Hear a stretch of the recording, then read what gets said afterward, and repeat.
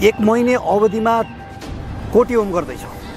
आज भूमि पूजाका लागि मानव सेवा फाउन्डेसनको टिम यहाँ आउँदा पोखराका मेयरले आफ्नो शक्ति देखाइदिए र भूमि पूजा गर्नै दिएनन्। यहाँ लगभग सयौंको संख्यामा सुरक्षाकर्मी र महानगरका प्रहरी तैनात गर्यो कि उनीहरूको पूजालाई भूमि पूजा गर्न नदिने भनेर रोकिदिए।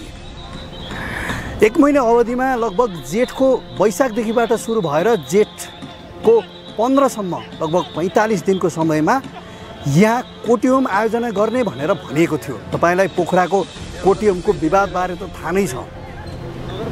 पोखराका मेयरले कोटी होमलाई कुनै पनि हिसाबले यो ठाउँमा गर्न दिन्न भनेर भनिरहेका थिए। साँच्चै आज भूमि पूजा गर्न आएकालाई पनि फर्काइएको छ, विवाद बनेको छ। मेयरले कोटी होम गर्न दिन्न भनिसके पछाडि नेपाल ट्रस्टको नाममा भएको जग्गा नेपाल ट्रस्टलाई दिने भनेर कागजी सम्झौता भइसकेको थियो, त्यो पनि रोक्न लगाए।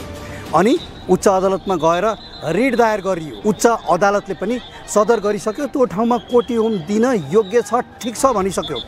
तर पोखरेली मेयरका एकलौटी निर्णय, पेल्ने निर्णयले गर्दाखेरि यहाँ कोटी होम हुन सक्दैन कि भन्ने धेरैले लागेको छ, जुन आजको भूमि पूजामा पनि देखिएको छ।